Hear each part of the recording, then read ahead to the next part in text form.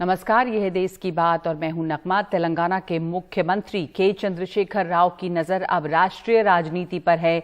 दिल्ली में स्कूलों और मोहल्ला क्लिनिक का जायजा लेने के बाद वो आज दिल्ली के मुख्यमंत्री केजरीवाल के साथ चंडीगढ़ पहुंचे हैं, जहां पर दोनों ने किसान आंदोलन में जान गंवाने वाले लोगों के परिजनों से मुलाकात की। और इस दौरान केसीआर ने कहा कि हम शहीदों को वापस तो नहीं ला सकते, लेकिन परिजनों को हमदर्दी दे सकते हैं। साथ ही कहा कि सिर्फ पंजाब हरियाणा के किसानों को ही नहीं, बल्कि पूरे देश के किसानों को अपने हक के लिए लड़ाई लड़नी चाहिए। किसानों की लड़ाई में हम उनके साथ हैं। किसान चाहें तो सत्ता भी पलट सकते हैं। शहीद किसान दी बेटी अमरजीत कौर बठिंडा जिले तो, अगले शहीद किसान मोगा जिले तो शहीद साहब सुखमंदर सिंह सन ऑफ दलीप सिंह।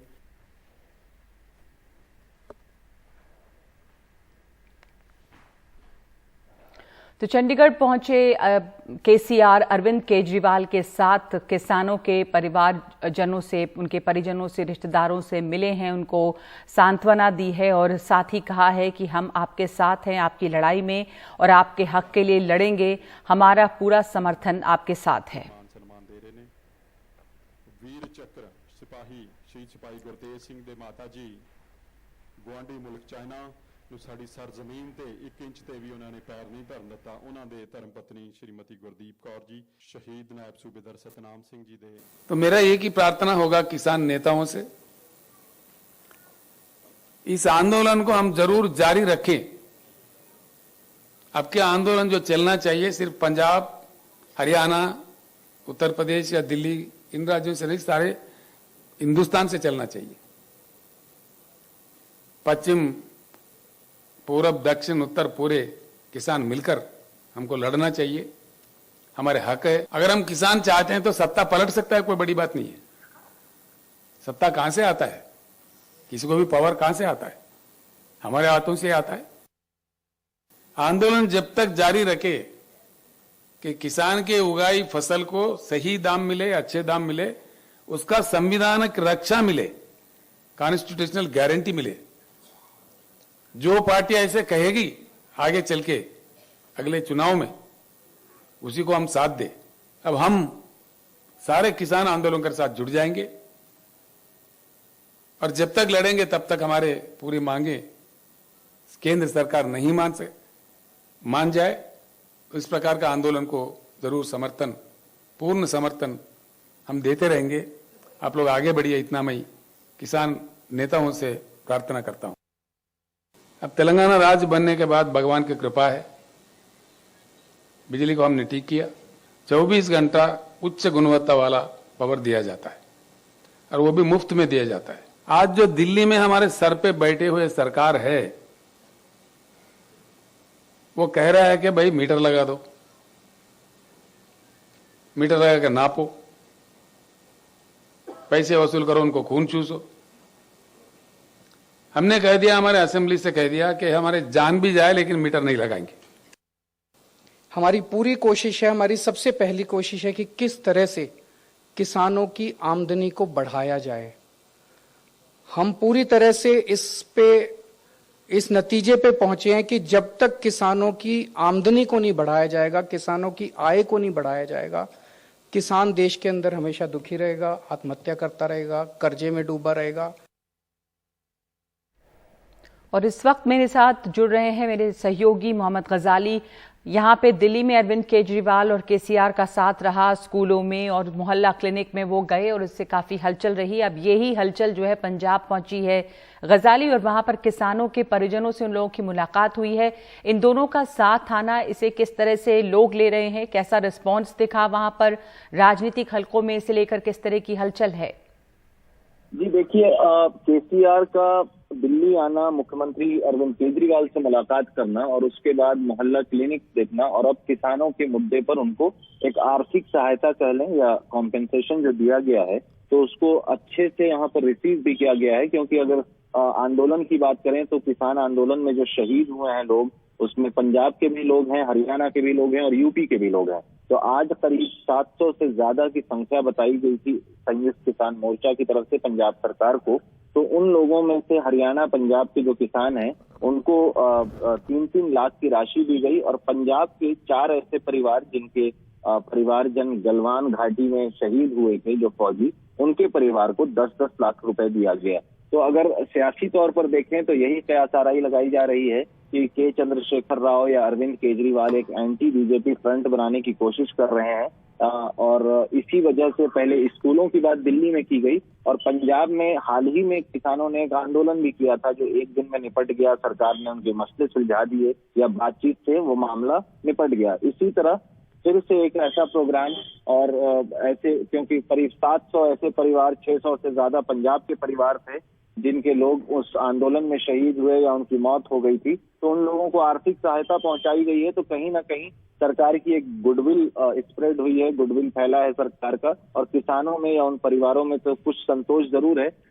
मुख्यमंत्री भगवंत मान ने ये बात साफ साफ कही भी कि पैसे से तो हम आपके परिजन को वापस नहीं ला सकते, लेकिन किसानों के साथ हम जरूर खड़े हैं। और केसीआर ने भगवंत मान की भी तारीफ की कि किस तरह से मूंग की खेती को पंजाब में बढ़ावा दिया जा रहा है, और केंद्र सरकार से एक तरह का आश्वासन भी ले लिया गया कि मूंग पर भी एमएसपी दी जाएगी और सरकारी खरीद होगी। दूसरी तरफ अरविंद केजरीवाल ने भी ये बात कही है, जो एक नोटेबल बात उनके स्पीच में दिखी, कि जिस तरह से उन्होंने दिल्ली के स्कूल और अस्पताल मशहूर किए हैं, जिस तरह से वो सरकार क्लेम करती है दिल्ली के कि वहाँ अच्छे काम हो रहे हैं, तो इसी तरह पंजाब में खेती को एक मॉडल के तौर पर दिखाया जाएगा।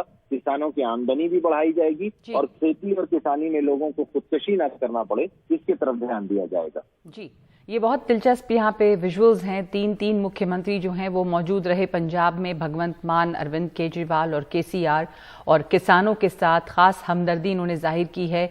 जो किसान इस आंदोलन के दौरान मारे गए हैं, उसको बार बार दोहराया गया है कि उन लोगों को पैसों से वापस नहीं लाया जा सकता, लेकिन किसानों के संघर्ष में उनके साथ खड़े हैं ये तमाम लोग। शुक्रिया आपका गजाली। और अब बंगाल बीजेपी की खबर अच्छी खबर नहीं है, क्योंकि बंगाल बीजेपी से एक और सांसद, बीजेपी के सांसद अर्जुन सिंह टीएमसी में शामिल हो गए हैं। अर्जुन सिंह की मुलाकात अभिषेक बैनर्जी से हुई है और इस मुलाकात के बाद उन्होंने टीएमसी का दामन थाम लिया है। अर्जुन सिंह बीजेपी के सांसद हैं और वो बीजेपी नेतृत्व से नाराज चल रहे थे। हमारे साथ सौरभ गुप्ता मौजूद हैं, हमारे सहयोगी। इस पर बात करने के लिए शाम के 4 बजे शायद अभिषेक बैनर्जी से उनकी मुलाकात हुई है, जिसके बाद वो टीएमसी में शामिल हो गए हैं। तो आधिकारिक तौर पर सौरभ वो टीएमसी में शामिल हो गए और उनके जो वो बीजेपी के सांसद हैं, बीजेपी के लिए एक झटका है, बंगाल बीजेपी के लिए, कि वो वहां से अब छोड़ के चले गए। पर खबर ऐसी है कि शायद नेतृत्व से उनकी नाराजगी रही है। तो क्या उनके इस इस्तीफे के पीछे, उनके छोड़ने के पीछे की क्या कहानी है? देखिए, बीजेपी का हालत बंगाल में अच्छी नहीं है, और ये इसलिए है क्योंकि वहाँ पे लीडरशिप क्राइसिस है। बहुत सारे जो ओल्ड टाइमर्स है बीजेपी के, वो भी खुश नहीं है शुभेंदु अधिकारी से, जो लीडर ऑफ ऑपोजिशन है, जो तृणमूल से ये 2021 के जो विधानसभा चुनाव है उससे पहले तृणमूल छोड़ के बीजेपी में आए थे और उनको लीडर ऑफ ऑपोजिशन बना दिया गया। तो जो लोग ग्राउंड पे काम कर रहे थे, जो पुराने बीजेपी के कार्यकर्ता थे, वो बिल्कुल खुश नहीं है, और ऐसे बहुत सारे नेता भी है तो शुभेंदु अधिकारी के नेतृत्व के अंदर काम नहीं करना चाहते हैं।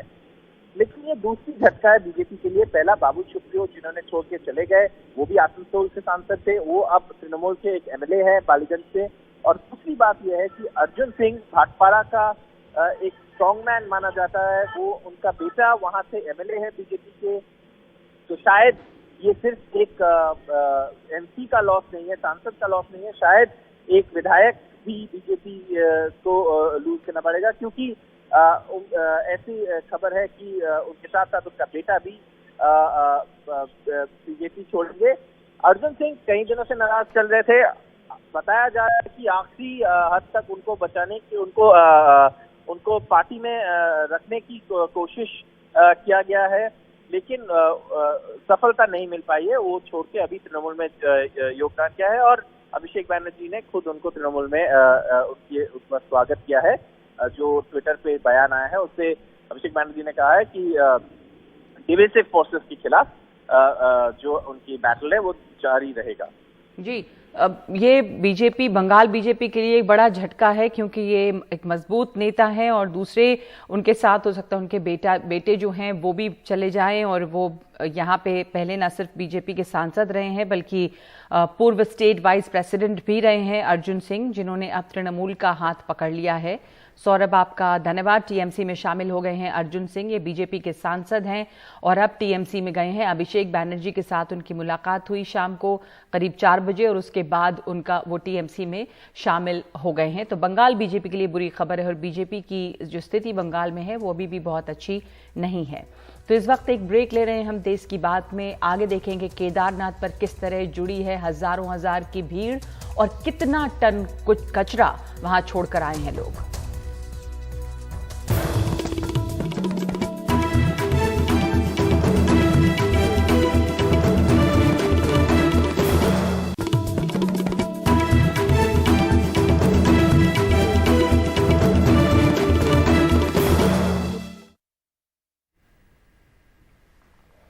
उत्तराखंड में इस दफा 4 धाम यात्रा में यात्रियों की रिकॉर्ड तोड़ तादाद है, इसलिए भी क्योंकि पिछले 2 सालों से लोग वहां जा नहीं पाए, यात्राएं हुई नहीं कोविड की वजह से, और इस दफा जब यात्रा शुरू हुई है तो बहुत बड़ी संख्या में यहां पे लोग पहुंचे तो हैं, लेकिन साथ साथ इस बार का ध्यान इस बात का बिल्कुल नहीं रखा है कि इस तरह के जो संवेदनशील जगह हैं वहां पर इतना ज्यादा कूड़ा और कचरा ढेर न करें।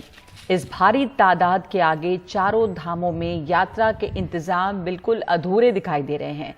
ऊंचे हिमालय में स्थित केदारनाथ धाम जो है वो हर रोज हजारों श्रद्धालु वहां पे दर्शन के लिए पहुंच रहे हैं और बहुत फिक्र की बात है कि यात्री अपने पीछे टनों कचरा यहां पर छोड़कर जा रहे हैं, जो इस इलाके के लिए, इस संवेदनशील इलाके की परिस्थिति के लिए बहुत बड़ा खतरा है। केदारनाथ में यात्रियों के लिए तंबुओं का भी इंतजाम है, लेकिन कूड़े के निस्तारण का कोई भी ठोस इंतजाम नहीं दिख रहा और ना कोई इन यात्रियों के ऊपर किसी तरह की पाबंदी लगा रहा है कि वहां क्या लेके जा सकते हैं, क्या फेंक सकते हैं। कई यात्री तमाम पाबंदियों के बावजूद अपने साथ पॉलिथीन लेकर गए हैं, खाने पीने के सामान लेकर ऊपर चढ़े हैं और फिर कचरे को अपने पीछे ही छोड़कर लौट रहे हैं। लौटने में कचरा वो उठा भी नहीं रहे। ये जो तस्वीरें हैं ये इसकी गवाह हैं। ये तस्वीरें प्रशासन की नजर में क्यों नहीं आ रही, ये बहुत बड़ा खतरा है और बहुत अफसोस की बात है कि इस तरह के जो तीर्थ स्थल हैं वहां पर ऐसा कचरा ढेर किया जा रहा है। ये बड़ा सवाल है कि प्रशासन इसके ऊपर इसकी अनदेखी क्यों कर रही है, और अगर प्रशासन को यह नजर आ रहा है तो इसके निस्तारण के लिए क्या किया जा रहा है। लोगों को और हिदायत देना जरूरी है, कोई पाबंदी जरूरी है। आपको याद होगा कि 2013 में केदारनाथ में एक भयानक त्रासदी हुई थी जिसमें हजारों लोगों की मौत हो गई थी। उसके बाद से इस संवेदनशील इलाके को लेकर और भी ज्यादा गंभीरता बरती जानी चाहिए, लेकिन ये तस्वीरें बता रही हैं कि चाहे वो शासन प्रशासन हो या फिर खुद वहां पर जाने वाले लोग जो श्रद्धालु हैं, इस ओर से बिल्कुल नजरें फेरे हुए हैं। या तो उसके बारे में जानकारी कम है या फिर लापरवाही है, लेकिन ये लापरवाही भारी पड़ सकती है। गंगा की सहायक नदियों में से एक मंदाकिनी इसी इलाके से निकलती है। इस बात का ध्यान रखा जाना चाहिए कि ये गंदगी उसको भी दूषित कर रही होगी।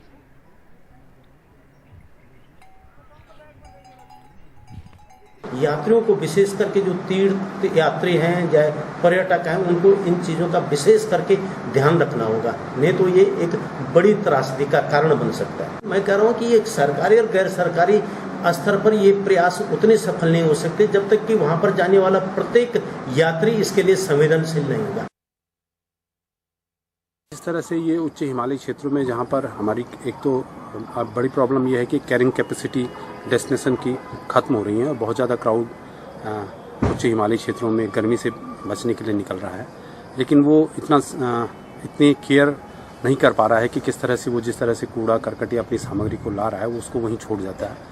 इस वजह से पूरा ही ऊपरी हिमालयी क्षेत्रों में जो है कूड़ा करकट निरंतर बढ़ता जा रहा है और प्रदूषण की जो प्रतिशत है वो निरंतर प्रतिवर्ष जो है काफ़ी तेज़ी के साथ बढ़ रहा है।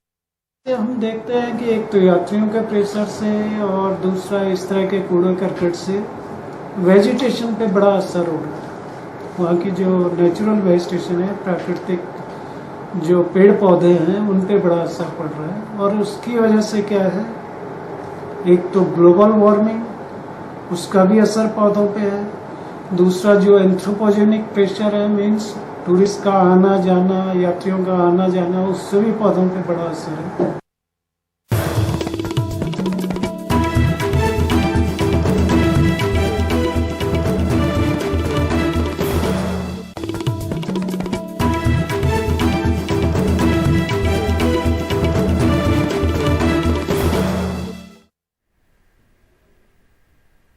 दिल्ली से एक दिल दहला देने वाली घटना सामने आई है। दिल्ली में आर्थिक तंगी की वजह से एक मां और उनकी 2 बेटियों ने आत्महत्या कर ली है, लेकिन जिस तरह ये आत्महत्या हुई है वो बहुत ही ज्यादा परेशान करने वाली है। हादसे के बाद पुलिस ने मौके से एक सुसाइड नोट बरामद किया है।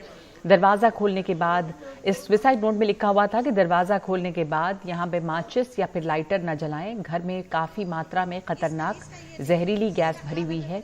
ये घटना दिल्ली के वसंत विहार इलाके की है, जहां पर फ्लैट नंबर 207 में रह रही 3 महिलाओं ने खुदकुशी करने का एक खतरनाक प्लान बनाया।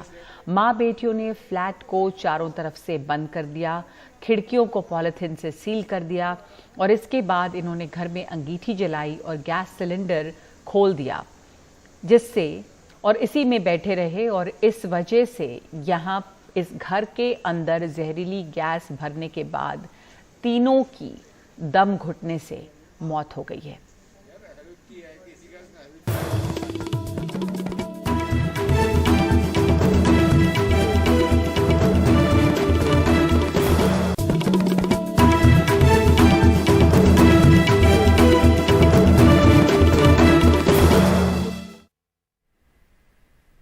प्रधानमंत्री मोदी ने आज टॉमस कप जीतकर इतिहास बनाकर लौटी बैडमिंटन टीम के खिलाड़ियों से मुलाकात की है और कहा कि पहले देश के लोगों ने तो इस खिताब का नाम भी नहीं सुना होगा, लेकिन आज आपने इसे देश में लोकप्रिय कर दिया है।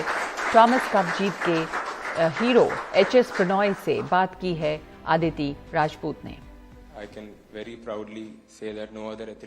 73 सालों के बाद थॉमस कप जो है वो भारत की झोली में आया है। ये अपने आप में ऐतिहासिक क्षण रहा, ऐतिहासिक साल रहा हमारे लिए थॉमस कप के लिहाज से, क्योंकि हम सब जानते हैं कि थॉमस कप जो है वो मेंस बैडमिंटन के वर्ल्ड कप के समान है। ऐसे में ये जीत अपने आप में बहुत ही बेहतरीन रही। जिस तरह से हमारे खिलाड़ी खेले, पूरे देश को गर्व हुआ और जब वो आखिरी मोमेंट्स चल रहे थे गेम के, हम सब देख रहे थे उसे, कितना ही वो रोमांचित करने वाला था। इस सब का एहसास आपको और हम सबको है।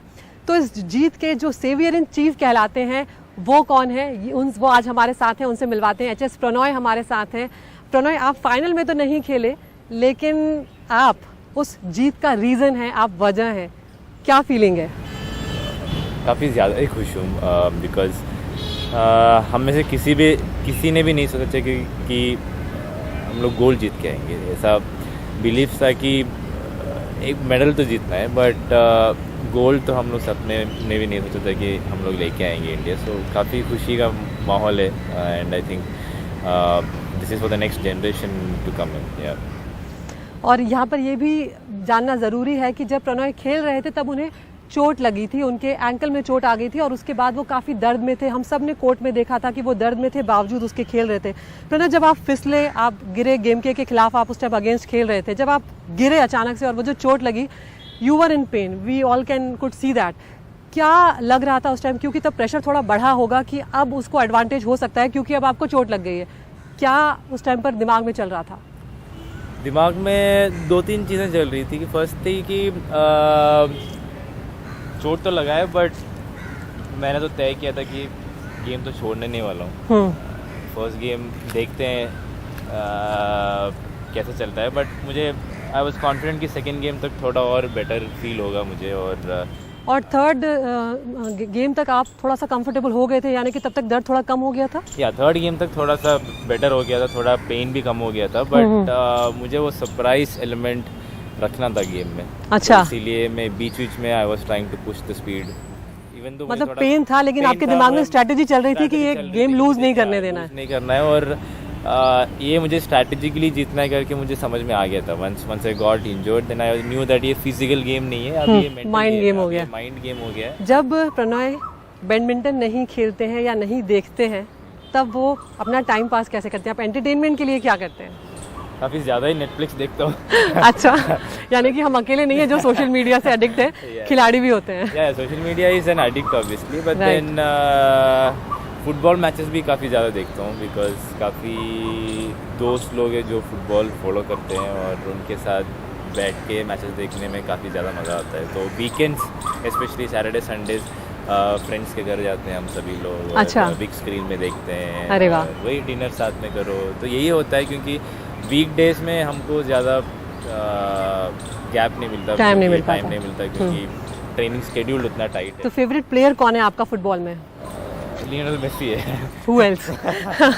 दो डिवाइडेड है, क्रिस्टियानो को लेकर और मेसी को लेकर, लेकिन प्रणय के But then here it's totally one sided. one-sided, Messi yeah. Same here so no offence at all. और आप मूवीज भी देखते होंगे, काफ़ी ज़्यादा. कौन आपके फेवरेट हीरो है पहले बताइए. तो बेसिकली मैं केरला से हूँ. हाँ, बिल्कुल. तो बट मैं मलयालम मूवी देख सकता हूँ, मैं तमिल मूवी देख सकता हूँ, मैं तेलुगु भी देख सकता हूँ, मुझे because I follow all the languages. Wow. So और मैं हिंदी भी देख सकता हूँ. और ये सारी लैंग्वेजेस आप बोल भी पाते हैं? मैं तेलुगु बोल सकता हूँ, मलयालम बोल सकता हूँ, तमिल थोड़ा सा मुश्किल है. अच्छा, बट मैं बोल पाते हैं लेकिन. आई कैन ठीक है. मैनेज. तो फेवरेट हीरो कौन है आपका? Favourite hero Mohanlal. मोहनलाल. अच्छा. और हीरोइन? हीरोइन एज कोई नहीं है. I think it keeps changing I guess. Right now का बता दीजिए कौन है फेवरेट. I don't know. और बॉलीवुड में कोई पसंद है आपको? बॉलीवुड मूवीज देखते हैं आप? Very less these days. अच्छा. I just watch movies which are, you know, really good from those angles. So I'm a big time Pankaj Tripathi fan. So. Oh, wow. So I love watching his movies. आप जब stress में होते हैं तब आप क्या करते हैं? सो जाता हूँ मैं. सो जाते हैं. ये एक बहुत अच्छा आइडिया है प्रणॉय की तरफ से कि अगर आप स्ट्रेस में हो तो सो जाइए, जो होगा देख लिया जाएगा. सो के उठने के बाद हो सकता है चीज़ें थोड़ी बेटर हो जाए, और एटलीस्ट बेटर ना हो तो दिमाग थोड़ा बेटर फील करने लगता है. ये बहुत अच्छा आइडिया है. The entire media of India and especially NDTV because you guys have been with part of us since last one decade, and thank you very much for making this whole event a big success, I would say.